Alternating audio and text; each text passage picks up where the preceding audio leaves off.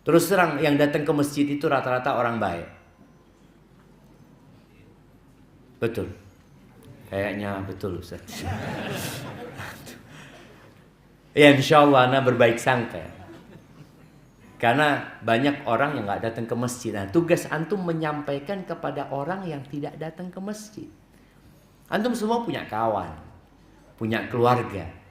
Biasanya kadang-kala satu orang ngaji, alhamdulillah keluarganya belum. Nah, tugas antum bagaimana? Menyampaikan yang disampaikan Ustaz kepada keluarga. Tapi anak belum mampu Ustaz.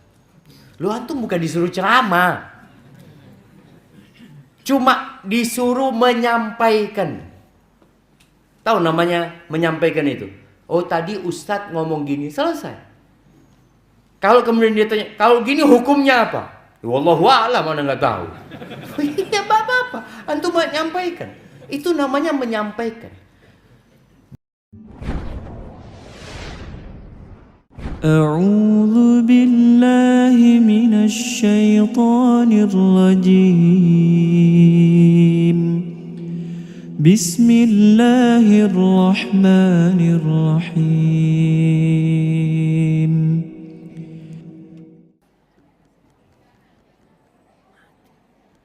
Ada suara. Assalamualaikum warahmatullahi wabarakatuh.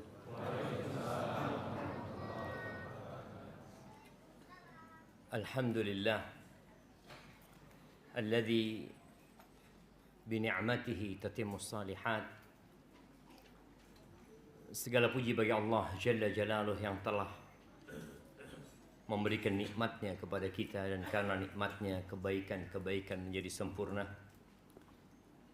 Hari ini kita berada di tanggal keempat dari bulan Dzulhijjah, yang memang kita melihat 10 awal Dzulhijjah ini tidak semarak seperti semaraknya bulan Ramadan. 10 awal Dzulhijjah ini kita jarang mendengarkan ucapan selamat. Rasul sallallahu alaihi wasallam mengatakan kepada para sahabatnya dalam hadis yang diriwayatkan oleh Al-Imam Al-Bukhari dari Abdullah bin Abbas radhiyallahu taala anhuma, bahwa Nabi alaihi salatu wasallam bersabda, "Ma min ayyamin al-amalu salihu fiha ahabbu ila Allah min hadhihi al-ayyam." Tidak ada hari-hari yang beramal soleh di dalamnya lebih dicintai Allah daripada beramal soleh di hari-hari ini, di hari-hari 10 awal Dzulhijjah ini. Nggak ada. Dalam setahun berapa hari?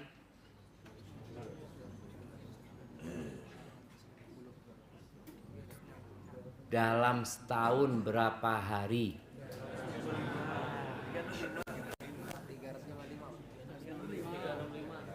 Ana ulangin pertanyaannya. Dalam setahun berapa hari? 7 hari. Dalam setahun itu ada 354 hari. Oh, baru paham. Sejak kapan kita jadi umat Islam? Ketika kita tidak berbangga dengan peradaban kita, maka dengan peradaban siapa kita hidup? Makanya kenapa kok di awal Dzulhijjah ini biasa-biasa aja? Karena memang tidak sedikit dari umat Islam yang tidak hidup dengan peradaban mereka. Agama ya hanya dipakai ketika ada perlunya. Kapan kita punya perlu sama agama ini? Kalau mau nikah, mau cerai, mau bagi waris, mau penguburan jenazah, baru mikirkan agama. Padahal Nabi alaihi salatu wasallam doanya mengatakan, Allahumma aslih lana dinana. Ya Allah, perbaiki buat kami agama kami. Alladzi huwa ismatu amrina. Yang agama itu merupakan pedoman urusan kami. Wa aslih lana dunyana. Dan perbaiki buat kami dunia kami, allati fiha ma'ashuna. Yang di situ ada kehidupan kita.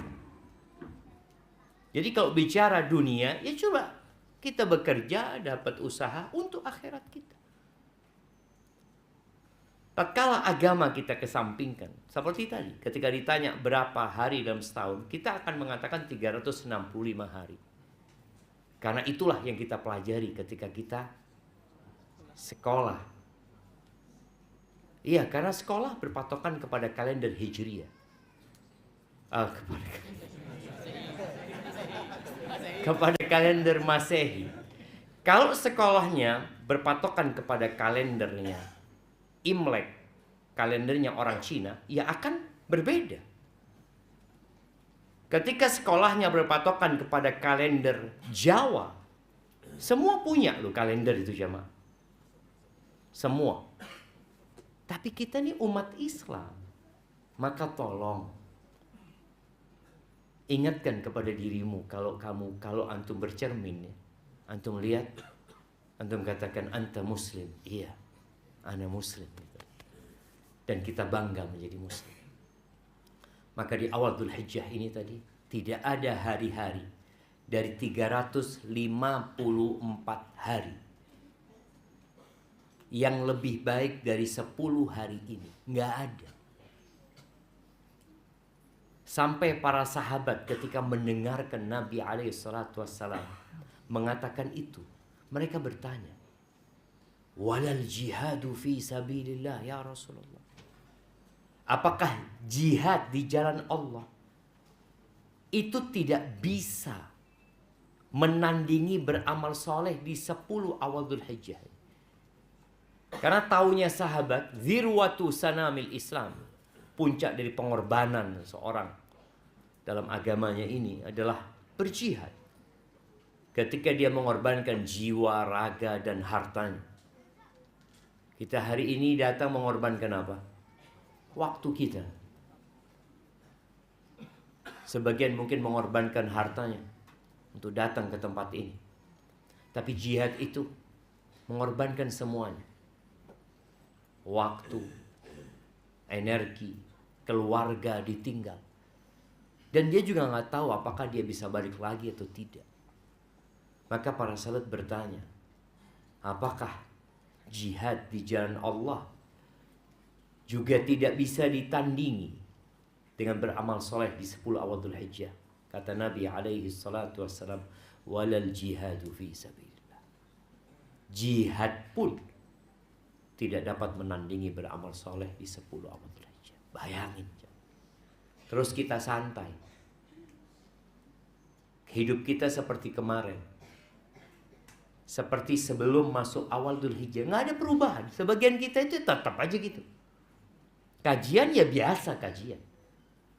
Terus ngaji ya tetap, kemarin ngaji 1 halaman, sekarang ngaji tetap 1 halaman. Sedekah ya tetap aja. Kemarin ana sedekah, ana udah rajin sedekah Ustaz.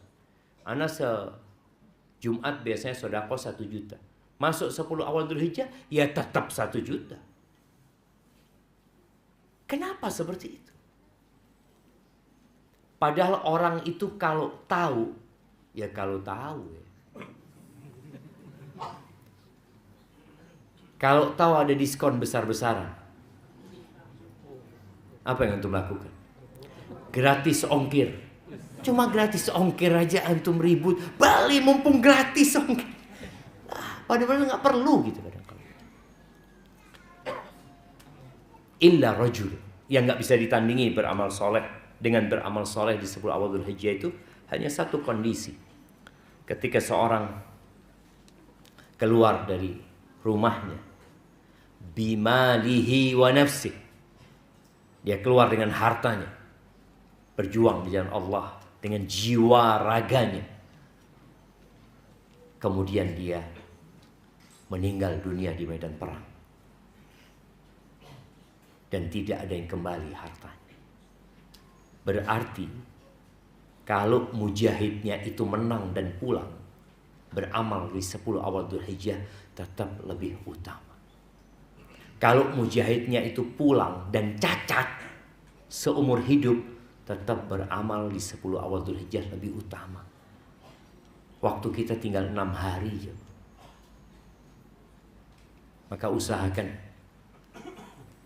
membuat perencanaan mulai hari ini. Kalau perlu antum iktikaf. Emangnya iktikaf bukan Ramadan aja? Enggak. Iktikaf itu sepanjang tahun kita bisa iktikaf. Antum WA istri antum, Dek, anak kayaknya nggak pulang dari masjid ini. Sampai kapan? Sampai malam Id. Mungkin. Ditutup Ustaz, nggak ada acara iktikaf di masjid seperti itu kan. Nah, padahal sebenarnya tadi masjid itu seharusnya terbuka, memberikan kesempatan kepada orang untuk iktikaf. Kita selalu negatif thinking kepada orang-orang itu. Oh, nanti dibuat tidur, dibuat ini. Biar mereka tidur. Lebih baik mereka tidur di masjid. Ketika waktu sholat, mereka sholat. Kita bangunkan. Daripada mereka tidur di tempat lain dan tidak pernah menegakkan sholat. Allahumma salli wa sallim ala abdika wa rasulika Sayyidina wa maulana Muhammadin wa ala alihi wa ashabihi ajma'in, amma ba'd. Ya Allah, semoga salawat dan salam, berkah dan nikmat senantiasa Engkau curahkan untuk hamba kekasih-Mu, untuk baginda Nabi kita Muhammad alaihi salatu wassalam, untuk keluarga beliau, untuk istri-istri beliau, untuk putra-putri beliau, dan untuk seluruh sahabat Nabi. Semoga Allah meridai kita bersama mereka. Amma ba'd. Siapa yang hari ini belum berbuat dosa atau tidak berbuat dosa? Siapa yang sejak hijrah dia berhenti berbuat dosa? Nah, ahibati fillah, ketika Aisyah radhiyallahu taala anha, As-Siddiqah bintus Siddiq, istri Nabi Muhammad sallallahu alaihi wasallam yang sangat beliau cintai,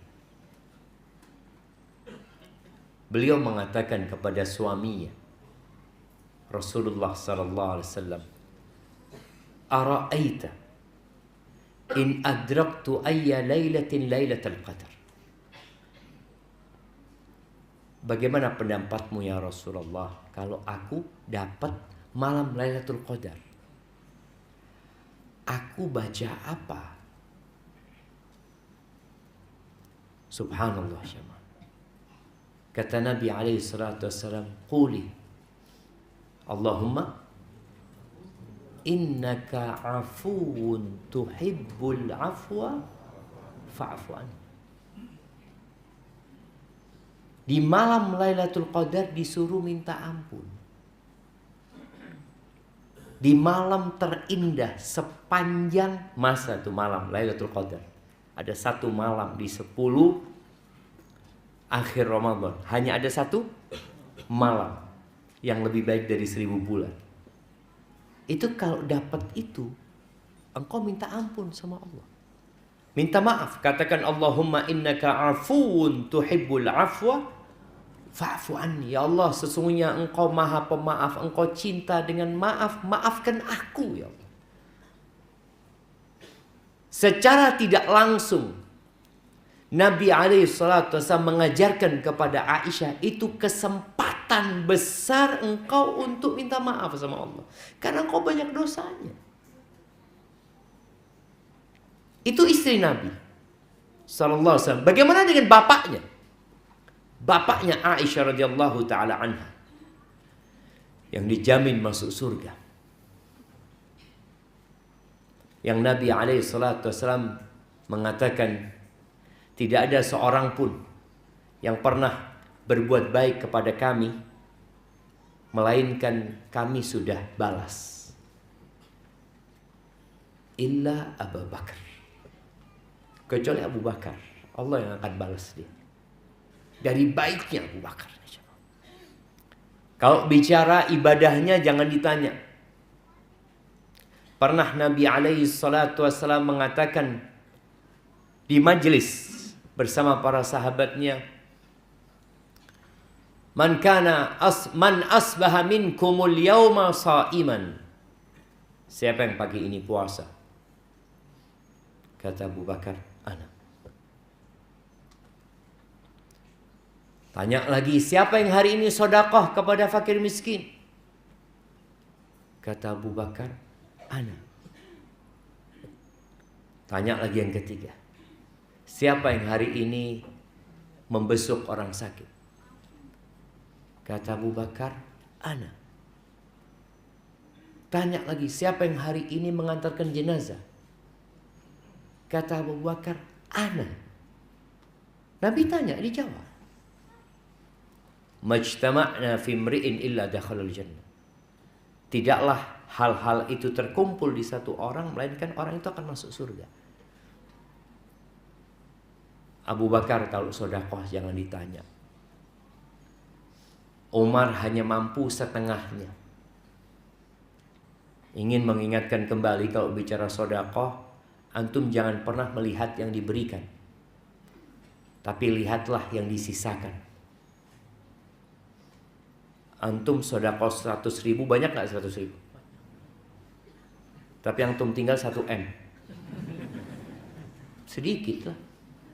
Antum sedekah 1 juta, banyak 1 juta. Tapi antum tinggalkan 1 M. Berapa persen yang antum sedekahkan? 0,01.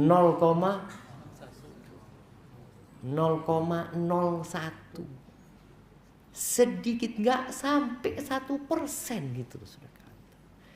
Boleh jadi yang di sebelah antum sedekah 5.000, itu 50%. Lebih banyak dia. Karena yang dia sisakan 5.000. Mungkin dia datang ke sini, dia cuma punya uang 10.000. Bas, itu uang dia. Dia bentar lagi pulang mau kerja. Mungkin dia ojek online, mudah-mudahan dapat rezeki ya Allah. Ketika dia dapat punya uang 10.000, bas, uang dia hanya 10.000, nggak ada di ATM, nggak ada di mana-mana, cuma 10.000.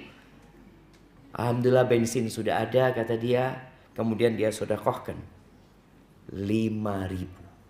Berapa yang dia sedekahkan? Setengah dunia dia. 50%. Makanya jangan pernah berkecil hati ketika antum sedekah sedikit nominalnya, tapi banyak persentasenya. Abu Bakar bawa fulusnya semuanya, dia sedekahkan. Ketika kalau tadi Aisyah minta doa, putrinya minta doa, Abu Bakar juga minta doa sama Nabi SAW. Alimni du'aan aqra'uhu fi salati. Ajarkan kepada aku doa yang aku baca ketika aku salat. Apa doanya? Siapa yang ingat? Ana kasih hadiah. Nah. Allahumma inni zalamtu nafsi zulman katsira wa la yaghfiru dzunuba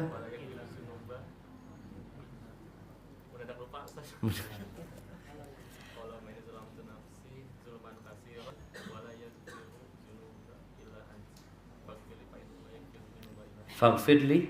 Apa tambahannya? Maghfiratan min indik warhamni innaka antal ghafur rahim. Ana kasih hadiah buat antum. Nah, mudah-mudahan berangkat haji, yang lengkapin juga ana kasih hadiah. Mudah-mudahan berangkat haji dan umroh antum itu. Yang lainnya juga jamaah ya. Ana mau bagi ini tapi harus mati ini orangnya jamaah. Karena urusan warisan kalau itu berangkat haji. Nah, jamaah rahimakumullah. Minta doa, putrinya minta doa disuruh minta maaf. Bapaknya minta doa disuruh minta ampun sama Allah. Bayangin jemaah.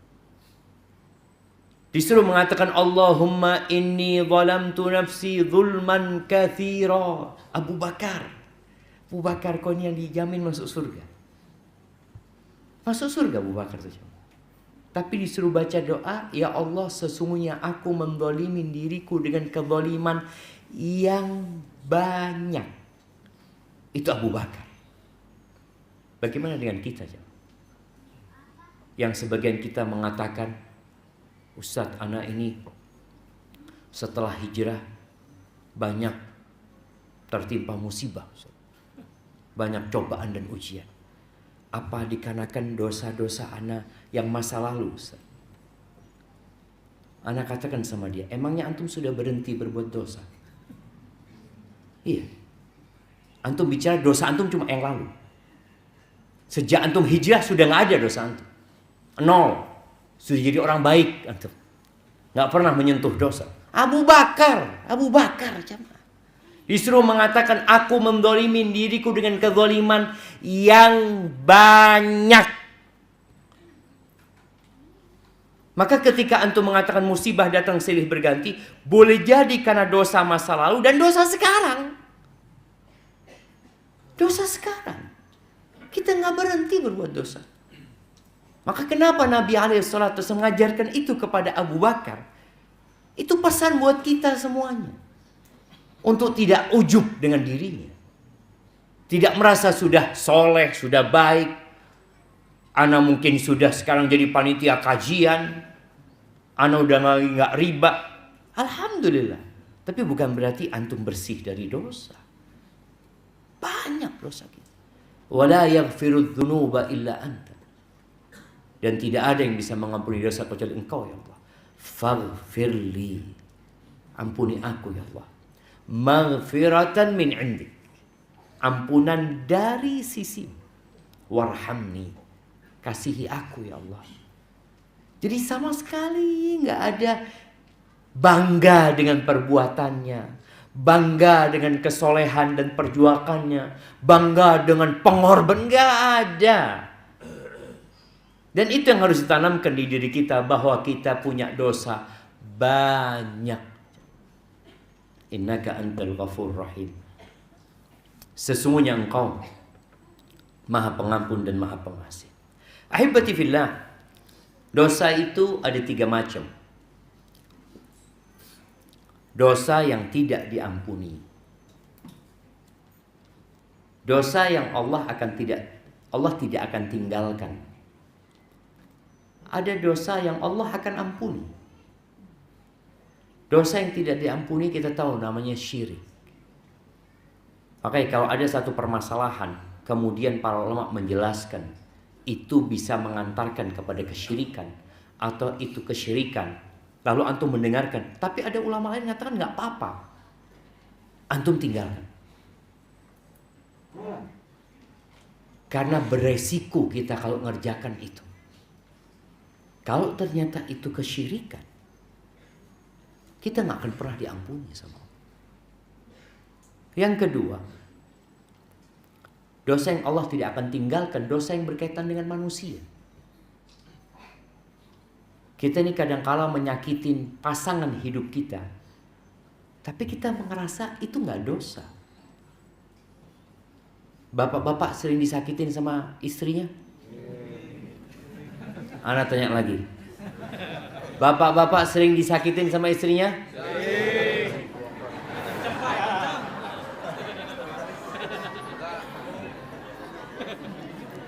Ya, ada yang sering, ada yang jarang. Nah, iya kan? Kenapa Anda sampaikan ini? Kadang-kala orang berpikir KDRT itu selalu dari suami. Dari suami. Boleh jadi KDRT itu dari istri. Tapi tadi nggak merasa. Kenapa kebanyakan wanita itu di neraka? Boleh jadi dia sholat 5 waktu, kajian sepekan 7 kali, sehari 3 kali, 21 kali kajian dia. Nah, tapi Nabi SAW tidak membicarakan itu, bukan karena itu. Perempuan itu banyak di neraka, Yukthirna la'n. Lisannya pedes. Betul ibu-ibu? Bapak-bapak, anak tanya ibu-ibu, bapak-bapak yang jawab. Yukthirna la'n. Banyak memaki, melaknat, mengumpat. Ya memang itu ujiannya mereka. Ujian perempuan itu di perasaannya. Ketika dia sakit hati, kadangkala lupa dengan akalnya. Lisannya yang akan menyakiti, mengumpat. Baru nanti dia sadar. Maka hati-hati dengan dosa itu. Itu dosa sama orang ya. Karena kita melaknat orang lain, mengumpat orang lain, menyakitin orang lain. Kadangkala anaknya sendiri. Ini nggak bicara sama suami aja, kadangkala anaknya. Dia doakan keburukan. Padahal kata Nabi SAW, La tad'u ala anfusikum wala ala auladikum. Jangan kalian mendoakan keburukan kepada diri kalian. Tidak pula untuk anak-anak kalian, jangan.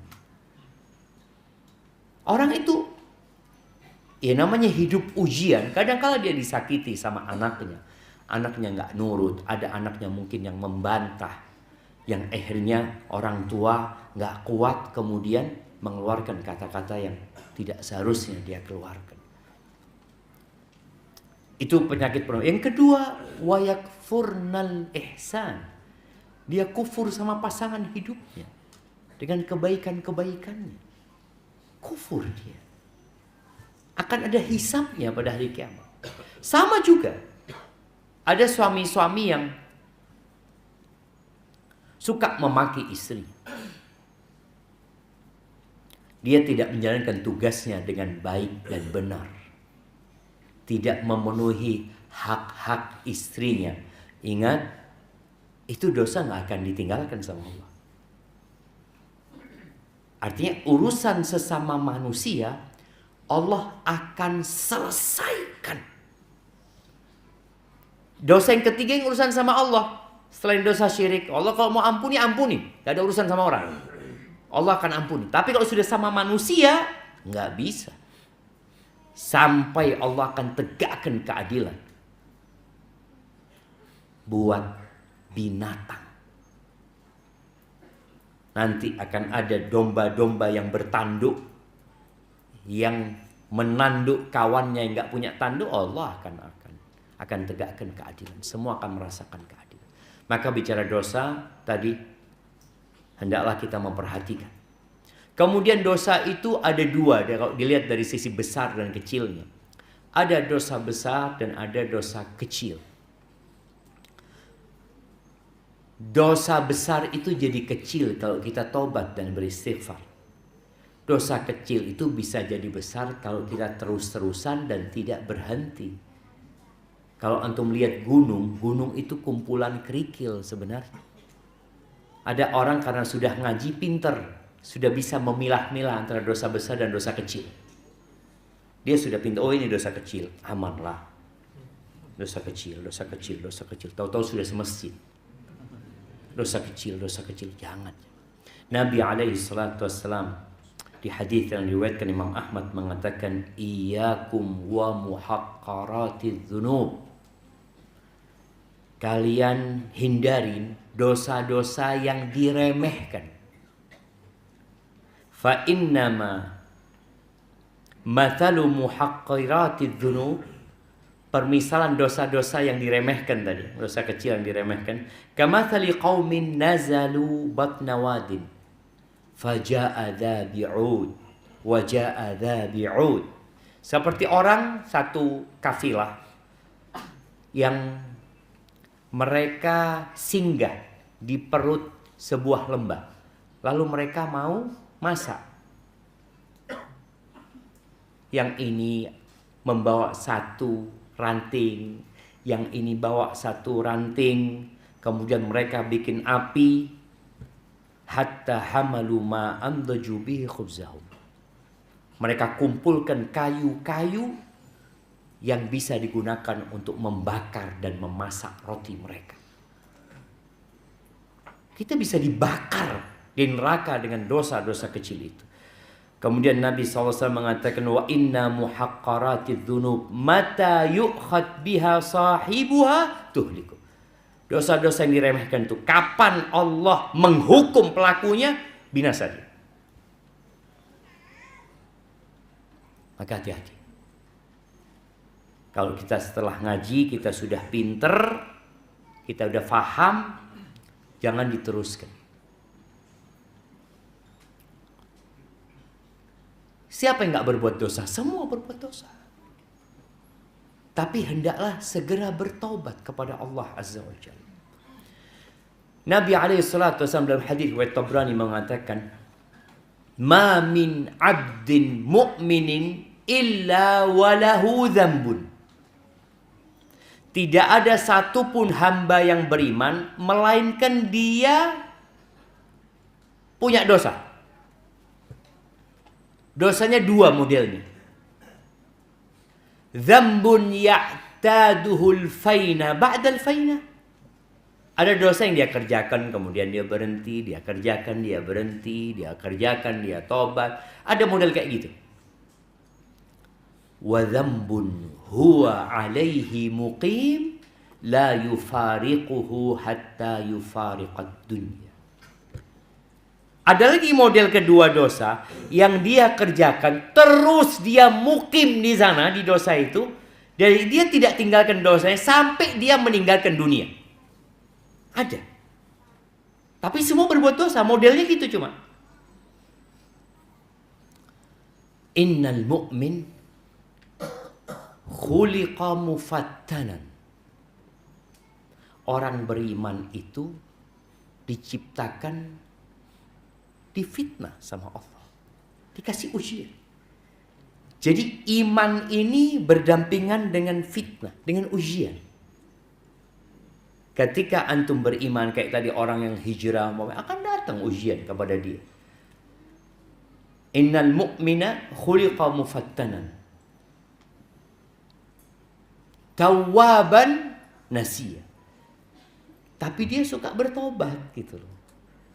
Namun dia sering lupa. Diuji, dia suka tobat, tapi dia juga pelupa.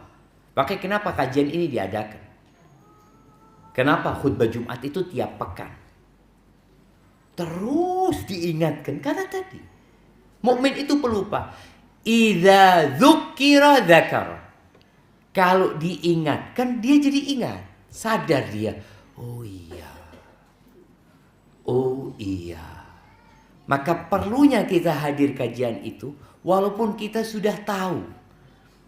Kadang-kala kita tahu loh ini kajian Ustadz sudah tahu. Karena kapan hari kajian sama Ustadz Fulan sama kayak gini. Kajian sama Ustadz Fulan sama kayak gini. Ya sama, kalau Ustadz itu datang kajian baru, bid'ah berarti Ustadz itu. Kajiannya Ustadz ini semuanya ya sama lah. Emangnya antum mau ganti Qur'annya? Nggak ada, semua Ustadz akan pakai dalil dari Qur'an. Dalilnya dari qala Rasul sallallahu alaihi wasallam, seperti itu. Tapi kita itu memang pelupa, harus ikut kajian lagi, datang kajian lagi. Nanti tafsir Al-Fatihah. Udah tiap hari anak baca Al-Fatihah. Iya. Antum tapi hadir agar antum diingatkan kembali. Tafsir juz amma. Udah dulu anak sama Ustaz Fulan. Lu datang jamaah. Karena kita tadi khuliqa mufattanan tawwaban nasiya. Pelupa, suka lupa. Jangan itu ustadznya dia lupa. Anak kadang-kala nyampaikan hadis umpamanya. Tahu-tahu aja Ustaz ingat waktu itu nyampaikan ini. Yang mana? Lu ustadznya aja lupa. Apalagi jamaahnya. Oh beda lah Ustaz. Kalau jamaah ini kayak alat perekam Ustaz. Makanya nggak ada jamaah bawa buku lagi sekarang Ustaz. Mereka sudah ada merekam. Ya mungkin ya beda generasi sekarang. Kalau generasi dulu anak lihat bawa kitab nulis ya. Sekarang yang bawa buku berapa orang? Oh iya. Nah setelah antum ingat tolong diingatkan yang lain. Yang antum catat antum bagi sama yang lainnya. Antum bagi. Kalau temannya tadi umpamanya setelah antum catat temannya nggak catat, dia izin, boleh anak foto? Boleh, nggak apa-apa. Fadhal. Mudah-mudahan manfaat. Ya nggak apa-apa. Ini sebagai bentuk kita membagikan faedah yang kita dapat ketika kajian. Jadi perlu namanya peringatan. Maka kita saling mengingatkan. Ketika Allah Azza wa Jalla menyebutkan tentang manusia yang dia benar-benar berada dalam kerugian, innal insana lafi khusrin. Allah menyebutkan empat kriteria mereka tidak merugi. Illal ladzina amanu wa amilus shalihat. Mereka beriman, mereka beramal soleh, nggak cukup ternyata jamaah. Jadi antum jadi orang baik aja nggak cukup. Terus watawasau bil haq. Harus ada upaya menjadi orang baik yang memperbaiki orang lain. Tapi saling memperbaiki. Watawasau itu dari kedua belah pihak. Kita ingatkan kawan kita, nanti kita lupa kawan kita ngingatkan kita. Seperti itu. Watawasau bis sabr. Yang terakhir ya memang kudu sabar. Kita itu kalau jadi orang baik banyak yang suka. Coba untuk jadi orang baik di masyarakat. Masya Allah, fulan. Tapi ketika antum naik levelnya menjadi orang yang memperbaiki, hilang baiknya antum. Antum dianggap ikut campur urusan orang. Ketika sahib antum nggak sholat, antum sholat, kata sahib antum, Masya Allah, fulan soleh. Tahu dari mana? Masya Allah, selalu adzan ke masjid. Tapi ketika antum sudah ngajak dia sholat, hilang solehnya antum. Fulan, aduh ngurusin urusan orang. Subhanallah jamaah. Ya tadi, watawasau bis sabar, kudu sabar antum. Dan ingat, tugas mengingkari kemungkaran itu bukan tugas ustadz, tapi tugas setiap muslim. Kata Nabi SAW, man ro'a minkum mungkaron. Barang siapa umum, mau ustadz, mau orang biasa, dia melihat kemungkaran, dia rubah. Siapa aja. Terus terang, yang datang ke masjid itu rata-rata orang baik. Betul. Kayaknya betul Ustaz. Ya insya Allah ana berbaik sangka. Karena banyak orang yang gak datang ke masjid. Nah, tugas antum menyampaikan kepada orang yang tidak datang ke masjid. Antum semua punya kawan, punya keluarga. Biasanya kadang-kala satu orang ngaji, alhamdulillah keluarganya belum. Nah, tugas antum bagaimana? Menyampaikan yang disampaikan Ustaz kepada keluarga. Tapi ana belum mampu Ustaz. Lu antum bukan disuruh ceramah. Cuma disuruh menyampaikan. Tahu namanya menyampaikan itu? Oh tadi Ustadz ngomong gini, selesai. Kalau kemudian dia tanya, kalau gini hukumnya apa? Wallahu a'lam, mana nggak tahu. Ya apa-apa, antum menyampaikan. Itu namanya menyampaikan. Bagaimana ketika jin mendengarkan Al-Quran, satu kali dia mendengarkan kajian Nabi SAW. Nabi bacain Al-Quran. Allah Azza wa Jalla menceritakan di surat Al-Ahqaf ya, wa idh sarafna ilaika nafaram minal jin yastami'una al-Qur'an falamma hadaru qalu ansitu falamma qudiya wallau ila qaumihim mundirin. Ini ada sekelompok jin. Dikatakan jin itu dari jin Nasibin dari Yaman sana tadi. Mereka dengarkan Nabi SAW baca Quran, mereka perhatikan. Sekali mereka berjumpa dengan Nabi SAW, pulang menyampaikan kepada kaumnya. Apa yang didengar itu yang disampaikan. Jangan antum tambah-tambahin. Yang bermasalah ketika kita nyampaikan sesuatu yang kita nggak tahu. Sudah itu sampaikan kepada keluarga. Maka ingat, ketika seorang mulai menyampaikan, antum harus bersabar. Jamaah rahimakumullah, kembali kepada masalah dosa yang menempel sama kita. Yang kita harus benar-benar berusaha untuk bertobat dan jangan menunda tobat. Kalau antum berbuat dosa hari ini, jangan nunggu besok tobatnya. Ketika datang malam hari, Bertobatlah. Ketika berbuat dosa malam hari, jangan nunggu besoknya. Besok kayaknya insya Allah pas maghrib aku mau tobat. Jangan. Belum tentu antum umurnya sampai maghrib. Innallaha yabsutu yadahu bil-lail, kata Nabi alaihi salatu wassalam, liyatuba musii'un nahar. Allah membentangkan tangannya di malam hari agar orang-orang yang berbuat dosa di siang hari itu tobat. Juga seperti itu, membentangkan tangannya di siang hari buat orang yang berbuat dosa di malam hari untuk tobat. Dalam riwayat Imam Bukhari dari Anas radhiyallahu anhu, Anas berkata, kita tahu generasi terbaik adalah generasi sahabat Nabi alaihi salatu wasallam yang mendampingi Nabi alaihi salatu wasallam. Kemudian generasi yang baik pula adalah generasi tabi'in. Siapa tabi'in itu jemaah? Nah, yang hidup di zaman sahabat. Belum. Nah, siapa yang mau jawab yang benar jawabannya? Yang belajar ke sahabat. Yang hidup bersama sahabat, mendengar ucapan sahabat, melihat perbuatan sahabat, walaupun kafir.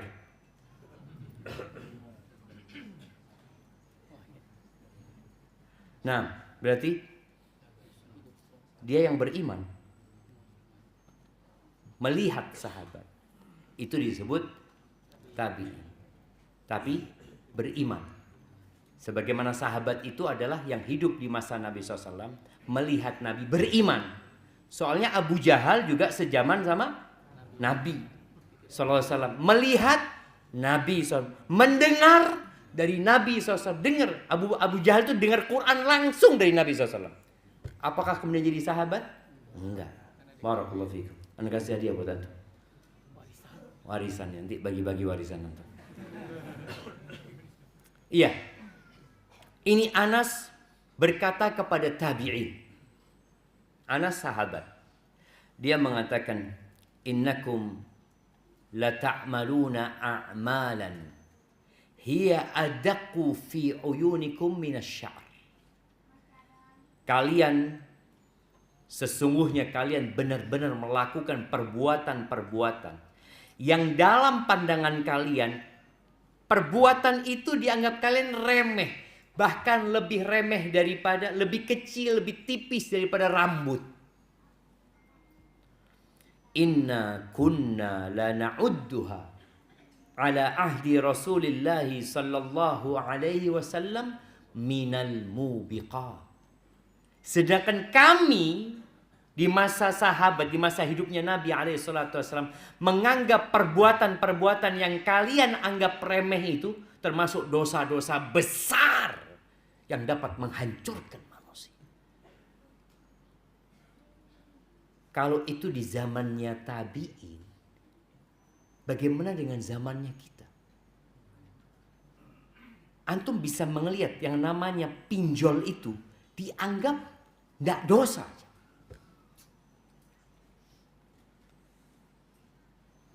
Emangnya nggak boleh pinjol, Ustaz? Boleh apa nggak boleh ya? Ya tergantung lah. Ribanya nggak boleh kan? Ribanya nggak boleh. Kita lihat di masyarakat yang namanya bank harian. Ada bank harian. Apa sebutnya sih? Bank keliling. Bank keliling. Bangling ya. Bangling. Iya, itu bank keliling. Masyarakat melakukan itu tanpa ada malu, tanpa ada merasa dosa. Orang kalau berbuat dosa itu malu loh. Makanya orang berbuat dosa itu sembunyi-sembunyi. Karena dia tahu yang aku lakukan dosa. Ini terang-terangan. Terang-terangan dia melakukan dosa itu. Dianggap kenapa? Aku ini membantu orang lain. Coba tanyakan kepada mereka, terbantu tidak? Iya, terbantu. walaupun dipentung dari belakang. Itu yang terjadi. Artinya ada banyak ya. Kalau di zaman tabi'in aja Anas mengatakan itu. Bagaimana kalau Anas hidup di masa kita sekarang ini? Dalam kehidupan rumah tangga coba dilihat juga. Ada mungkin yang dianggap remeh, tapi boleh jadi itu mengantarkan ke neraka. Ahibati fillah. Ketika perang Uhud, umat Islam itu kalah. Iya. Awalnya menang, kemudian Allah kasih kekalahan. Meninggal dari para sahabat Nabi kira-kira 70 orang. Terluka banyak dari para sahabat, bahkan Nabi kita alaihi salatu wassalam termasuk yang terluka pada waktu itu. Penyebabnya apa? Nah, siapa yang mau jawab? Apa penyebabnya? Nah, melanggar perintah Nabi, melanggar larangan Nabi. Nabi SAW melarang mereka untuk turun. Mereka turun, Masya Allah. Kasihkan lagi. Iya, karena satu urusan aja. Satu larangan dilanggar, atau satu perintah tadi yang tidak dilakukan sama mereka, akhirnya kalah. Padahal di tengah-tengah mereka ada Nabi Muhammad SAW. Di tengah-tengah mereka ada Abu Bakar, ada Umar, ada Utsman, ada Ali. Ada sahabat-sahabat yang dijamin masuk surga, ada aja. Gara-gara satu kesalahan, Allah berikan kekalahan itu. Maka jangan meremehkan dosa. Dan apa yang menimpa umat Islam sekarang? Saudara-saudara kita, kok nggak ditolong ya sama Allah di Palestina sana? Tiap hari kita dapat berita yang menyedihkan. Tiap hari jemaah. Tapi sebagian kita sudah tidak mengikuti. Dia sibuk dengan berita dia. Yang dia sukai itu yang dia tonton. Rasul sallallahu alaihi wasallam mengatakan, supaya kita tahu dosa itu punya efek samping yang buruk. Yang boleh jadi kita tidak merasa kalau kita sedang dihukum sama Allah. Contoh nih, teman antum bisa sehari baca 1 juz, antum nggak bisa. Kenapa kok nggak bisa? Padahal kalau bicara waktu, sama waktunya. Kalau bicara kerjaan, kerjaannya sama, satu kantor sama dia Ustaz. Satu kantor. Tapi kenapa dia bisa baca Quran, aku nggak bisa gitu. Apa penyebabnya?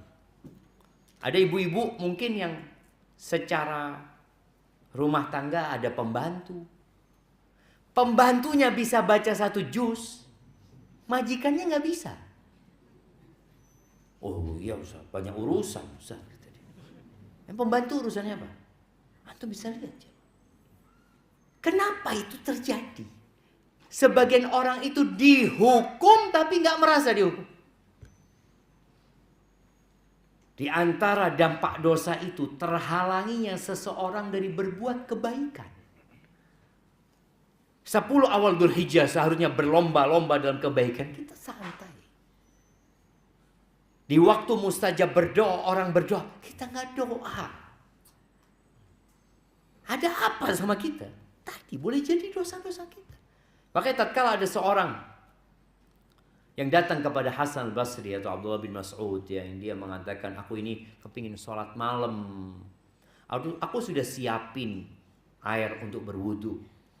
Semuanya sudah disiapin. Mungkin dulu orang alarmnya apa jemaah? Ayam. Bener loh jemaah. Ayam itu subhanallah. Usahakan antum piara ayam, jemaah. Ana sempat piara ayam tapi karena ada yang nggak setuju, akhirnya dipindahkan ayamnya. Banyak orang-orang di perumahan itu udah nggak dengar lagi kokok ayam. Padahal ketika ayam berkokok dia melihat malaikat, jemaah. Dan kita disuruh doa kalau dengar kokok ayam itu. Ayam berkokok tidak selalu melihat malaikat gitu. Tapi kalau dia lihat malaikat dia berkokok. Makanya para ulama ketika ditanya, terus kita apa yang kita lakukan? Kan kita disuruh doa sama Nabi SAW. Ya doa aja, minta. Boleh jadi waktu itu dia melihat malaikat. Dia udah siapin semua, mungkin ayamnya juga disiapin. Tetap nggak bangun dia. Sebagian kita alarmnya pakai handphone sekarang. Dan keren alarm pakai handphone nih jemaah. Kita matiin, hidup lagi dia jemaah. Kita matiin, hidup lagi. Berantem sama kita sampai adzan subuh, nggak sholat akhirnya kita. Gara-gara alarm tuh padahal sudah keren alarmnya sekarang. Ketika orang ini tanya kepada Hasan Basri, apa kata Hasan Basri? Qayyadatka dzunubuka. Engkau itu sedang dihukum sama Allah. Kau dibelenggu sama dosa-dosamu gitu loh. Kita dibelenggu sama dosa-dosa kita. Tapi nggak merasa gitu loh. Jadi kekalahan umat Islam yang sekarang tadi, kita lihat umat Islam dibantai, padahal jumlah kita itu 2 miliar. Antum tahu berapa jumlah Yahudi? Nggak tahu. Coba antum lihat di HP antum. Coba anak kepintar. Coba dilihat. Berapa jumlah Yahudi yang di Israel sama yang di dunia? Ada yang dapat? Itu yang di Israel. Di Israel atau di dunia? Sekarang berapa? 15,7. Ada yang lebih tinggi? Benar jemaah, ini kadang-kala yang 2019 ya, sekarang 2025. Berapa paling tinggi?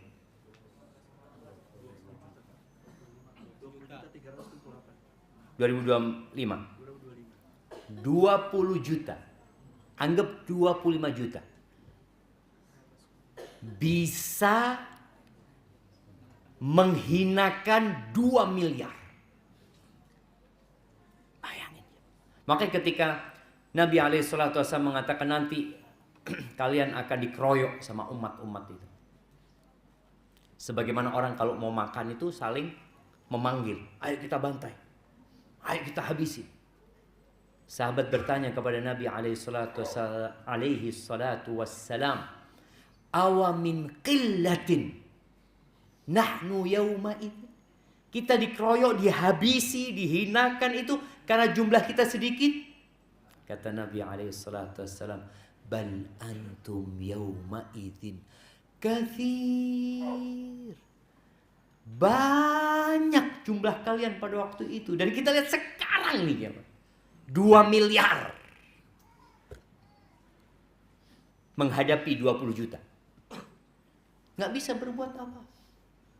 Oh iya Ustaz, mereka punya senjata. Pada waktu perang Badar, umat Islam itu jumlahnya 300 belasan. Musuhnya 1000. Yang naik kuda di umat Islam cuma 1. Al-Miqdad bin Aswad. Yang orang kafir 1000 orang dengan pasukan berkuda, dengan baju besi. Mereka datang untuk perang.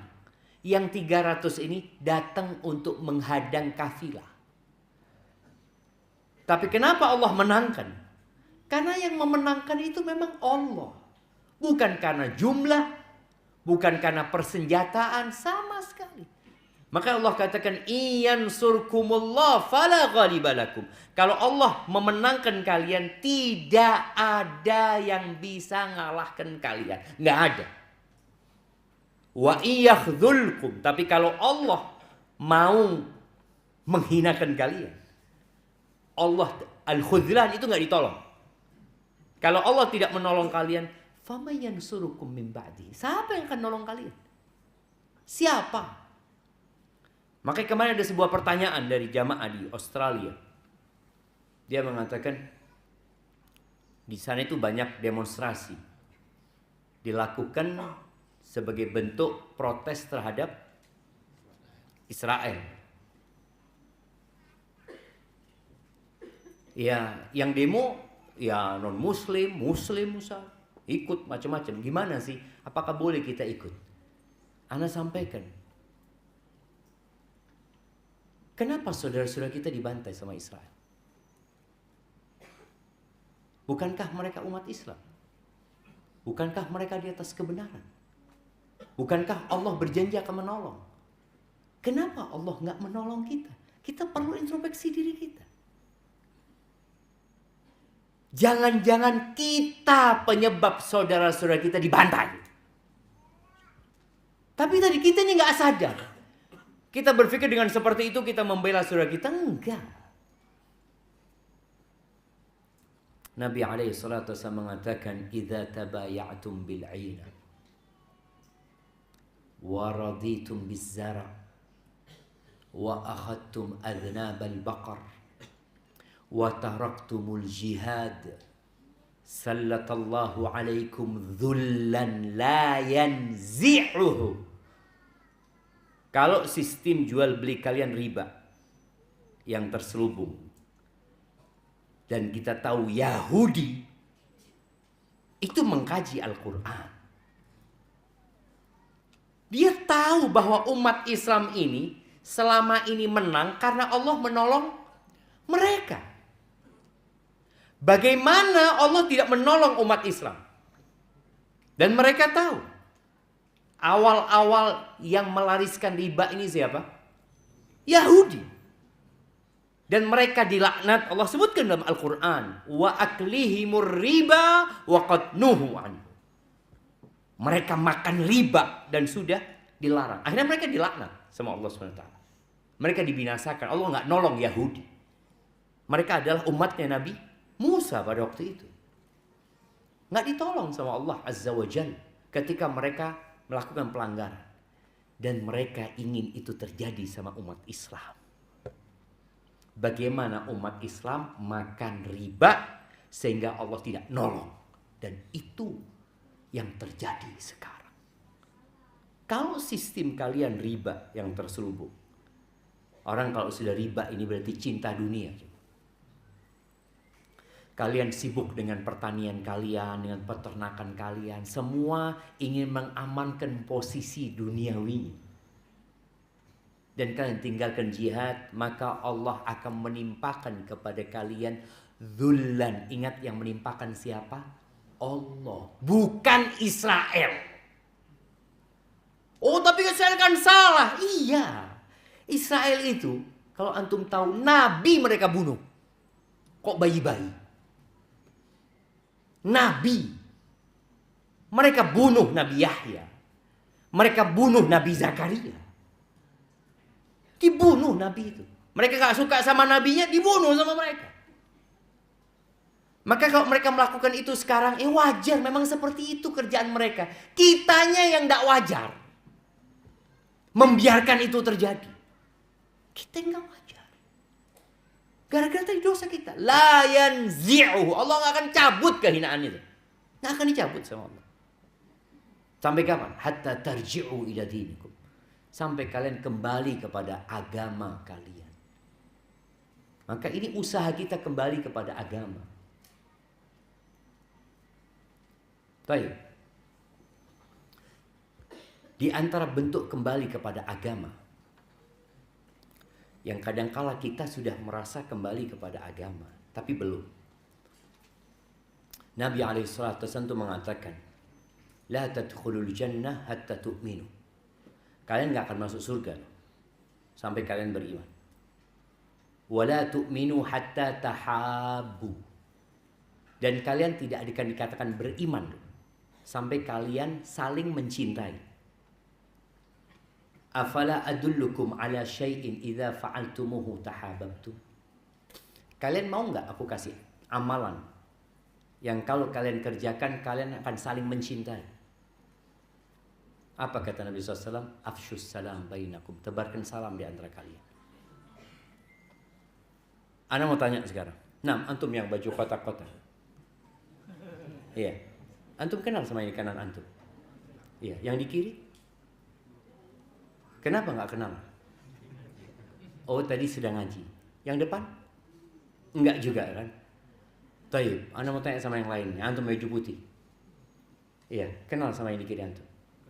Yang di kanan? Oh, kenal juga. Oh, alhamdulillah, insyaallah. Yang pakai baju putih? Nah, kenal sama yang kanan antum? Kenapa nggak kenalan? Tuh jemaah, tolong antum kalau datang kajian, salam sama sebelah antum. Jangan mengatakan bid'ah. Apanya bid'ah? Assalamualaikum sama dia. Memang baru ketemu sama dia. Salaman, tanya dari mana. Ini termasuk kembali ke agama. Kalau yang kecil-kecil kita nggak amalkan. Sebagian kita datang kajian tapi merasa sendirian dia jemaah. Lah kanannya apa, lah kirinya apa. Emak-emak juga kayak gitu kadang-kala. Mereka yang kenal satu geng aja. Kumpul di situ udah merasa yang paling soleha kayaknya sudah. Tapi sekarang antum kenalan dulu baru ana lanjutkan kajian. Ya, yang belum kenal tolong kenal dengan yang kanan, yang belum kenal. Tafadhol. Salam, assalamualaikum. Antum ketika salaman dosa-dosa itu berguguran jemaah.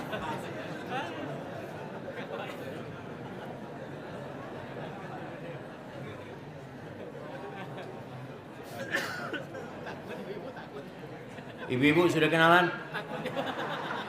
Nah, kadang-kadang tetap aja nggak mau kenal, udah disuruh. Tolong jangan. Dan itu lakukan setiap ketemu saudaranya, setiap berjumpa sama saudara. Katakan assalamualaikum. Jangan karena kenal baru assalamualaikum. Atau memang duduknya karena sudah kenal. Maka nanti yang satu kelompok mai 2-3 orang ketika datang kajian mencap. Supaya antum dapat saudara baru. Dapat saudara baru. Jadi sambil nunggu ustaz datang, antum silakan ngobrol ahlan wa sahlan, tanya sama dia.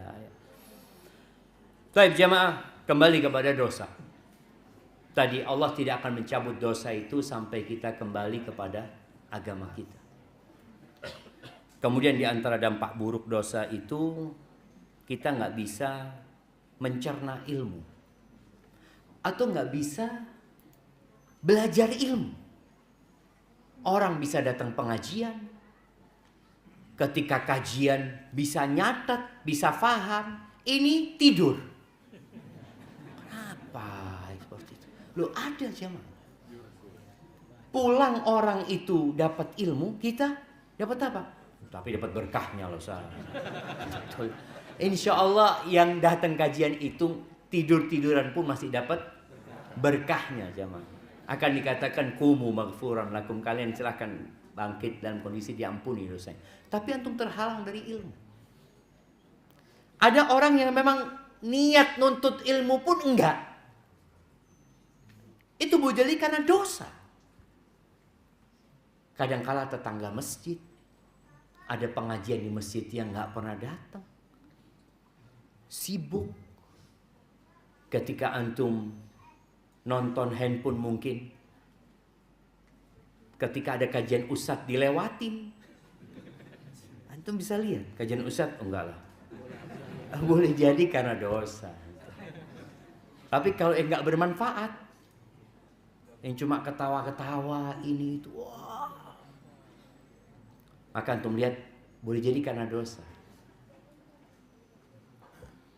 Allah Azza wa Jalla mengatakan wattaqullaha wa yu'allimukumullah. Bertakwalah kepada Allah, Allah akan kasih ilmu sama kalian. Allah akan kasih ilmu.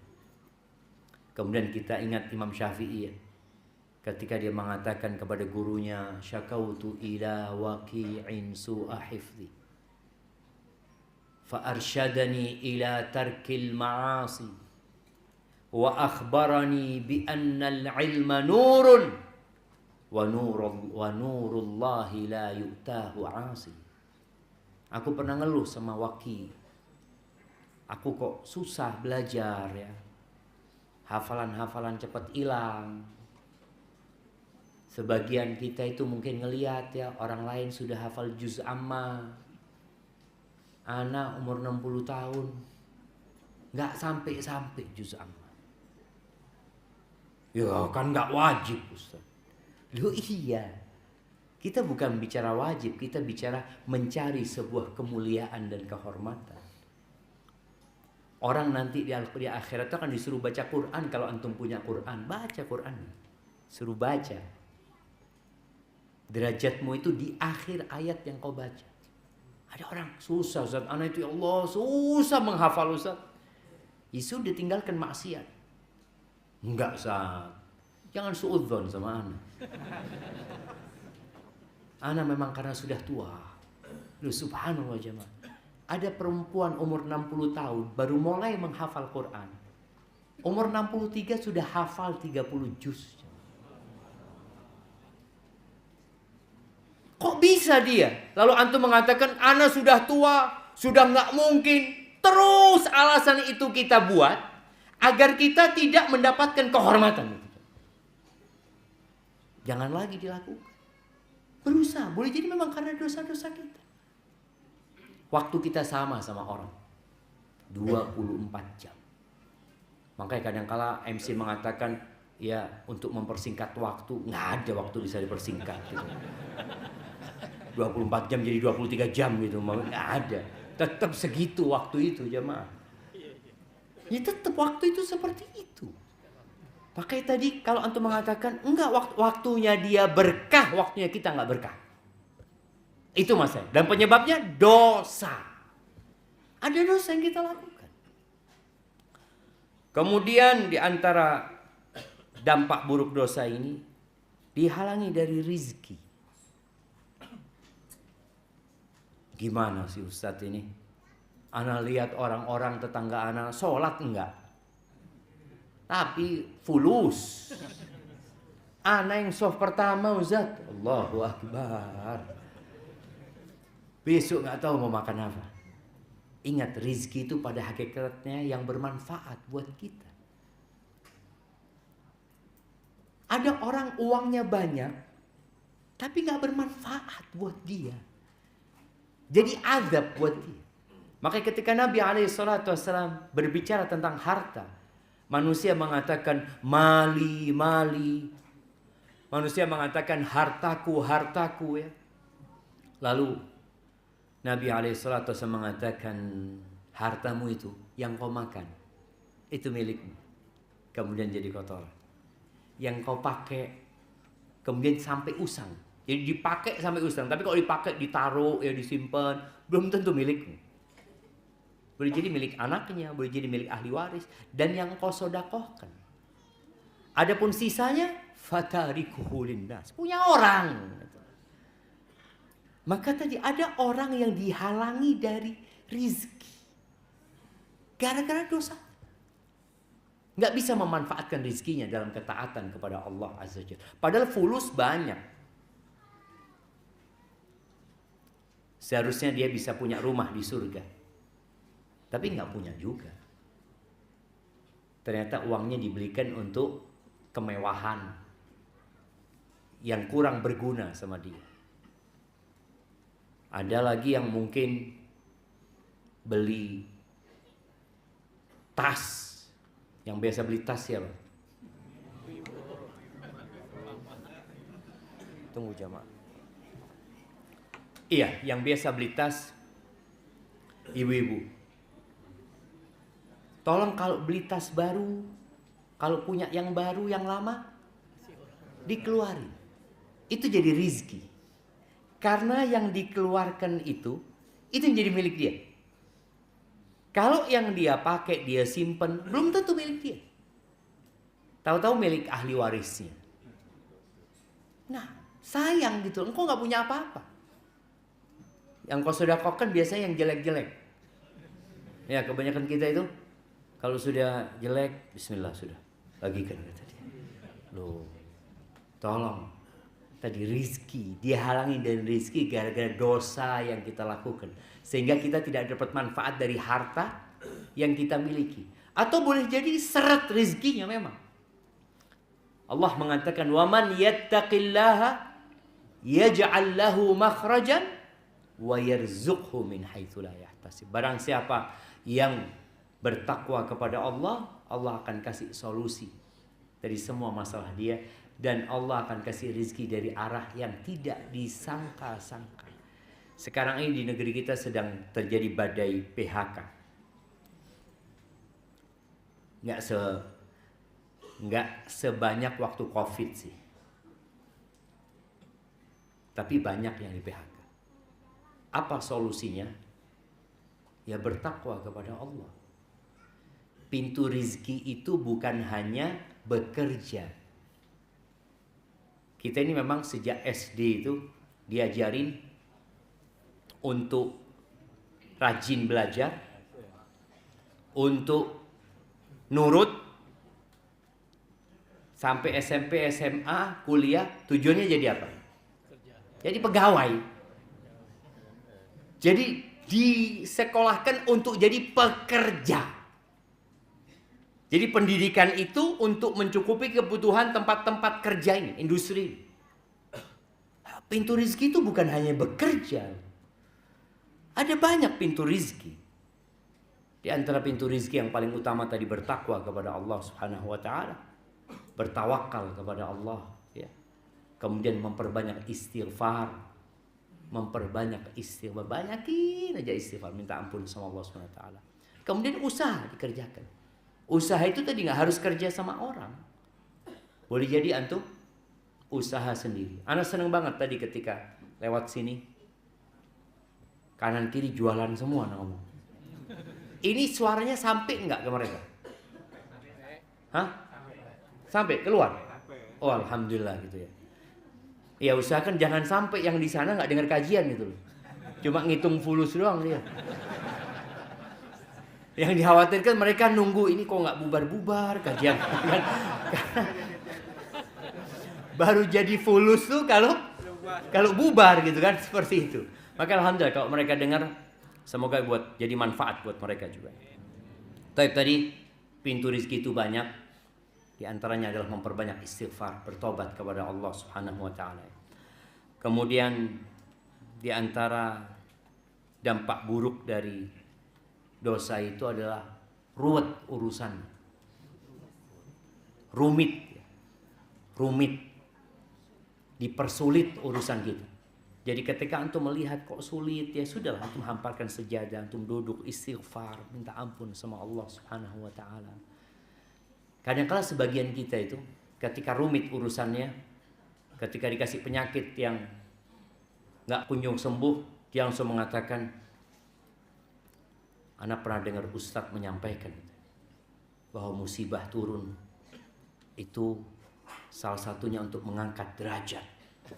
Sepertinya derajat anak mau diangkat sama Allah. Oh, ya, ini orang merasa aman dari azab Allah itu dosa besar, jemaah.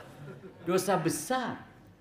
Makanya ketika antum melihat orang lain kena musibah, dipersulit urusannya, di sini kita berbaik sangka sama orang itu. Kalau kelihatannya orang itu memang orang baik ya, antum datang kepada dia, semoga Allah angkat derajat antum dan dihapuskan dosa-dosa antum. Jangan datang kepada dia, antum kayaknya banyak dosanya. Kalau orang lain berbaik sangka, kalau sama kita perlu berburuk sangka. Kemudian orang kalau banyak berbuat dosa, hatinya jadi gelap. Dia nggak tahu yang ma'ruf dan nggak tahu lagi sama yang mungkar. Semua dia anggap sama, karena dia hidup mengikuti nafsunya. Hatinya tertutup, ada nokta hitam yang membuat hatinya tertutup. Bahkan ada hati yang seperti gelas yang dibalik.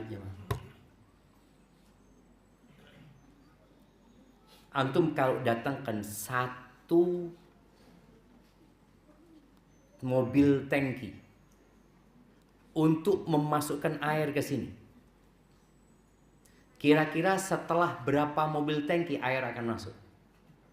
Sampai kiamat nggak masuk. Karena dia kebalik. Nggak ada.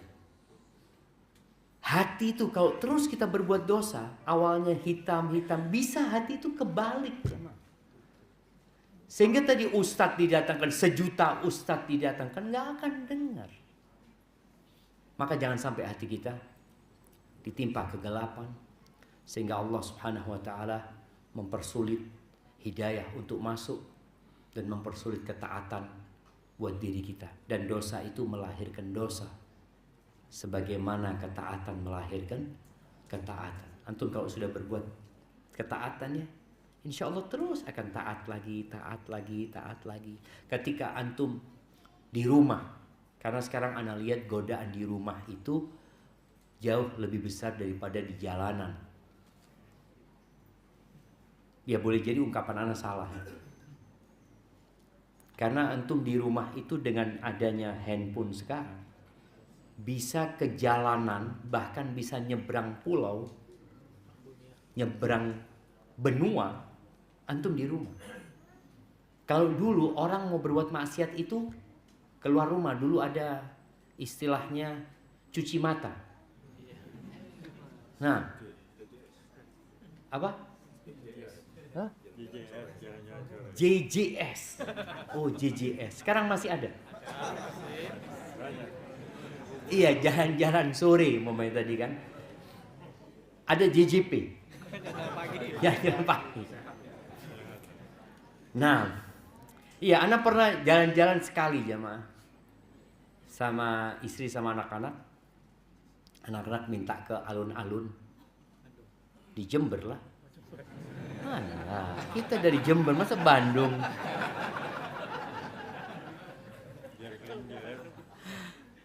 Anak ngomong sama istri anak, ini terakhir kali sudah. Kenapa? Kayaknya anak banyak dosa di sini. Iya, anak ngomong enggak sudah. Banyak yang nggak boleh dipandang. Sedangkan kita disuruh menghindari tempat-tempat fitnah gitu ya. Jangan antum karena sudah hafal juz amma, anak mau nyoba. Mau nyoba iman anak, ada jemaah. Jangan. Udah, pokoknya hindari tempat-tempat kita berbuat dosa. Ketika antum di sana suntuk ya, kemudian ajakan berbuat dosa banyak, berangkat ke masjid. Datang ke rumah Allah. Tapi yang jadi masalah kadang-kadang masjidnya tutup juga. Ini mungkin anak usul kepada teman-teman yang ngurus masjid. Diadakan di masjid itu ruangan yang selalu terbuka. Enggak harus dibuka semuanya. Enggak. Tapi ada area yang di situ orang bisa sholat, di situ orang bisa iktikaf mungkin, mau duduk di sana, mau ngaji, disediakan Al-Quran, ya, disediakan buku-buku. Dan kok bisa semua masjid seperti itu? Diadakan memang ruang yang selalu terbuka. Sehingga ini bentuk kita mengajak umat Islam untuk kembali ke agama dan kembali ke rumah Allah Subhanahu wa ta'ala. Barakallahu fiik, itu mungkin yang dapat Anda sampaikan pada kesempatan kali ini. Yang benar dari Allah Azza wa Jalla, yang salah dari diri anak pribadi. Allah dan Rasul terbebaskan dari kesalahan itu. Ada pertanyaan enggak? Kayaknya nggak ada yang tanya. Alhamdulillah. Nah, Anda lihat nggak ada kertas? Ada satu pertanyaan langsung, fadhil. Assalamualaikum warahmatullahi wabarakatuh. Saya datang di Masjid Ustaz. Saya menanya tadi, saya kalau nggak salah menyimak kata Ustaz tadi ada dosa yang tidak diampuni oleh Allah Subhanahu Wa Taala, itu syirik. Nah, kalau misalnya kita melakukan kesyirikan, terus kita bertobat dan tidak mengulanginya lagi sampai kita meninggal dunia, apakah masih ada harapan untuk? Ya, Assalamualaikum Ustaz. Semoga Ustaz dan jamaah selalu dalam lindungan Allah. Ibu. Ustaz, sebenarnya saya malu menyampaikan. Jadi ada yang mengganjal dan sepertinya sampai sekarang saya masih merasa ketakutan dengan apa yang saya lakukan. Begini Ustaz, 2 hari yang lalu pulang kerja, saya diajak teman nonton film Mission Impossible di bioskop. Lalu saya berpikir, ya udahlah malam ini, karena kan 10 hari Dzulhijjah itu pada siang hari. Tapi saya jadi takut Ustaz, apakah itu termasuk dosa maksiat? Bagaimana saya cara menebus tobatnya, apakah ada sholat yang harus saya kerjakan? Bang Ustaz. Barakallahu fikum. Siap, ini pertanyaan kedua ya. Ana jawab sebentar lagi. Ada pertanyaan pertama dari ikhwan, karena kayaknya memang karena pengurusnya ini perempuan, yang dikasih mic itu mak-mak. Jadi bapak-bapak nggak dikasih mic. Ya, pertanyaan yang pertama tadi ada pertanyaan yang menarik ya, berkaitan dengan dosa syirik. Syirik itu kan tidak diampuni sama Allah Azza wa Jalla. Innallaha la yaghfiru an yushraka bihi wa yaghfiru ma duna dzalika liman yasha. Allah itu tidak mengampuni dosa syirik. Kalau ada yang menyebutkan Allah nggak akan ampuni. Selain dosa syirik Allah ampuni. Maksudnya kalau orang itu mati dalam kondisi melakukan kesyirikan. Ada ayat lain yang mengatakan innallaha yaghfiru dzunuba jami'an. Sesungguhnya Allah mengampuni semua dosa buat orang yang bertobat. Jadi apabila seorang melakukan kesyirikan, dan kita tahu yang namanya Umar bin Khattab itu dulu pelaku syirik. Umar bin Khattab bukan hanya pelaku syirik, bahkan ingin membunuh Nabi SAW, ingin berbuat jahat kepada umat Islam. Tapi ketika bertobat, Umar bisa menjadi orang nomor 2. Bahkan mengalahkan Uthman bin Affan, mengalahkan Ali bin Abi Thalib. Jadi taubat itu menghapuskan yang lalu, walaupun dosa syirik. Tapi yang tadi dibicarakan, kalau orang yang melakukan syirik dan mati dalam kondisi melakukan syirik, itu yang tidak ada ampunan buat dia. Asalkan tadi orang ini hendak bertobat dengan taubatan nasuha ya. Taubat nasuha itu adalah taubat yang memenuhi syarat dan ketentuannya. Dia meninggalkan dosa itu, kemudian dia menyesali tadi dan bertekad untuk tidak mengulanginya. Dan kalau ternyata ada orang-orang yang dia ajak dulu melakukan kesyirikan, ya dia perlu juga untuk mengajak mereka. Karena boleh jadi ada orang melakukan kesyirikan gara-gara kita. Maka kita perlu ajak orang-orang itu untuk, ana minta maaf dulu, ana ngajak antum salah gitu. Seperti itu. Barakallahu fikum. Tunggu dulu. Itu yang nonton belum dijawab.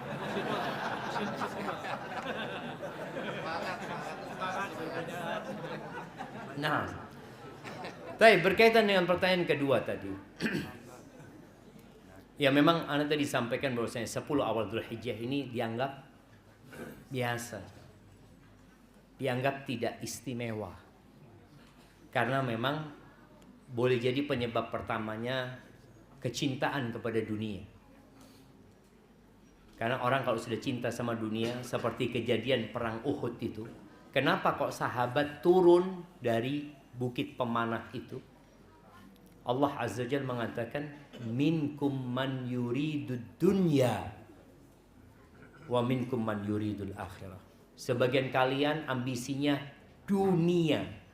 Itu disebutkan kepada generasi terbaik umat ini, apalagi kepada kita. Maka kalau tadi ya, di 10 malam-malam atau di 10 ini, kalau bicara 10 awal Dzulhijjah itu bukan cuma siangnya ya, siang dan malamnya. Siang dan malamnya. Ketika dikatakan hari, itu malamnya masuk. Kalau dikatakan malam, biasanya hanya malamnya saja. Seperti Lailatul Qadar, itu malamnya. Karena memang Allah menyebutkan sampai terbitnya fajar gitu ya. Taib. Yang pertama berkaitan dengan nonton jemaah. Tempat yang dituju itu tempatnya orang-orang baik? Enggak. Di tempat itu apa saja dosa yang biasa dilakukan? Bercampur laki perempuan ya. Orang bawa pacarnya, orang berbuat maksiat di sana. Itu dari sisi tempatnya. Kemudian yang ditonton itu kira-kira kalau habis nonton film itu semangat sholat tahajudnya. Ana sejak nonton Mission Impossible itu, alhamdulillah saat sekarang tahajud 11 rakaat saat ya. Kemudian puasa sunnah, semangat saat ya. Nggak ada jemaah. Ya Allah jemaah, kita itu memang suka dibohongin. Itu film bohong nggak? Tapi orang seneng. Apalagi drama Korea itu. Orang-orang sampai nangis-nangis. Ya Allah, dibohongin antum. Nggak apa-apa dibohongin gitu deh. Coba dibohongin sama suaminya. Oh, jangan. Soal itu. Dia dibohongin orang mau. Jadi kadang-kala yang terjadi di masyarakat ini, itu ada kecintaan kepada dunia. Maka kalau bicara bagaimana ya, kita yang sudah mensia-siakan 10 awal Dzulhijjah ini dengan melakukan perbuatan dosa, dan semoga Allah mengampuni dosa-dosa kita, yang memperbanyak istighfar, menggantinya dengan memperbanyak baca Al-Quran ya. Semoga di hari yang tersisa ini, tinggal 6 hari ini, kita bisa memaksimalkan ibadah di dalamnya. Barakallahu fikum. Baik. Pertanyaan terakhir. Assalamualaikum warahmatullahi wabarakatuh. Waalaikumsalam warahmatullahi wabarakatuh. Ustaz, pagi ini di Instagram saya lihat jadi statement dari Ustaz Khalid Basalamah dengan Adi Hidayat tuh dimunculkan gitu. Jadi gini, menurut Ustaz Khalid Basalamah, setelah sholat Id itu tidak ada sholat Jumat, seandainya 10 Juli jatuh pada hari Jumat.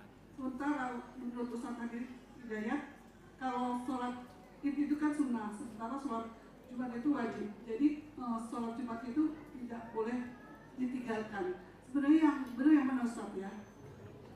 Nah, barakallahu fi. Ya alhamdulillah ya. Jadi memang sekarang ini dengan adanya media, orang itu dapat ilmu dari mana saja. Kalau dulu orang awam itu apabila dia muqallid, dia muqallid kepada ya ustadznya aja yang di sana. Mamanya di masjid ini dia punya ustadz yang ngajar, ya sudah dia cuma dengar dari ustadznya, mungkin dengar dari ada ustadz di musola. Tapi kalau sekarang ini yang kita dengar dari semua orang. Sampai kadang-kala kita ini jadi penengah. Melihat ini kayaknya nggak benar, yang ini yang benar. Allahu Akbar. Iya. Berkaitan dengan apabila hari Id bergabung dengan hari Jumat. Jadi yang pertama ada 2 pendapat para ulama ya. Pendapat yang pertama, kalau sudah sholat Id itu nggak perlu Jumat wala zuhur. Supaya antum tahu. Pendapat ini ya. Pendapat. Tapi pendapat yang kedua, tetap wajib sholat zuhur. Wajib sholat zuhur. Dan itu kayaknya pendapat yang lebih kuat ya. Yang mengatakan tetap wajib sholat zuhur. Bagaimana dengan sholat Jumat? Nabi SAW menyebutkan bahwasanya barang siapa yang sholat Id nggak perlu sholat Jumat. Kata Nabi, wa inna mujmi'un, tapi kami tetap mengadakan sholat Jumat. Nabi SAW tetap mengadakan sholat Jumat, tapi Nabi memberikan keuzur kepada mereka. Jadi dulu di Masjid Nabawi, di kota Madinah, sholat Jumat itu hanya di Masjid Nabawi. Jadi di tiap kampung itu kan ada musola gitu ya. Mereka Jumatan semuanya menyatu ke sana. Nabi SAW mengatakan yang sudah sholat Jumat nggak wajib dia untuk sholat Jumat, tapi tetap sholat duhur yang adakan di musolanya sholat duhur ya seperti itu. Tapi Nabi mengatakan alaihissalam, kami tetap mengadakan sholat Jumat gitu ya. Jadi sebenarnya kalau tadi dikatakan ada perbedaan pendapat, memang ada perbedaan pendapat di antara para ulama. Yang wajib itu adalah sholat zuhur ya, sholat zuhur. Walaupun ada pendapat yang mengatakan nggak sholat zuhur, sudah mencukupi itu dengan sholat Id itu menggantikan Jumat. Jumat itu kan menggantikan zuhur, gitu loh. Akhirnya nggak perlu sholat zuhur. Ada yang berpendapat seperti itu. Cuma yang lebih kuat, wallahu a'lam bishawab ya, boleh jadi pendapat ini nanti ada yang membantah. Ya biasa, memang ada khilaf di antara para ulama. Tapi yang jelas, yang nggak sholat Id berarti wajib sholat Jumat. yang tidak sholat id wajib sholat Jumat. Yang sudah sholat id silahkan yang mau sholat Jumat. Tapi masjid-masjid yang biasa mengadakan sholat Jumat ya tetap mengadakan sholat Jumat. Tetap sholat Jumat. Dalam artian ada orang-orang yang mungkin tadi nggak ikut sholat id gitu loh, sehingga dia tetap bisa sholat Jumatan gitu. Kalau ternyata nggak ada yang Jumatan, Anda mau sholat di mana gitu, seperti itu. Padahal dia tadi sholat nggak sholat id ya. Dan sholat id ini hukumnya ada yang mengatakan fardu kifayah ya. Ada yang mengatakan tadi kalau dikatakan sunnah. Wallahu alam, ana lupa bagaimana perbedaan pendapat di antara para ulama. Tapi yang jelas apabila dia sholat id, dia nggak harus sholat Jumat. Namun Nabi SAW tetap mengadakan Jumatan. Dan masjid-masjid yang biasanya Jumatan silahkan tetap mengadakan sholat Jumat. Dan antum yang mau ikut Jumatan tetap ikut Jumatan. Dalam artian antum ngelihat di sini ada Jumatan, anak kayaknya enggak lah, anak mau sholat duhur aja, enggak apa-apa. Tapi kalau antum mau ikut Jumatan, tafadhol. Hadza wallahu alam bisawab ya. Mungkin nanti bisa ditanyakan kepada ustaz lainnya tentang urusan itu. Itu yang Anda ketahui. Subhanakallahumma wa bihamdika asyhadu an la ilaha illa anta astaghfiruka wa atubu ilaik. Assalamualaikum warahmatullahi wabarakatuh.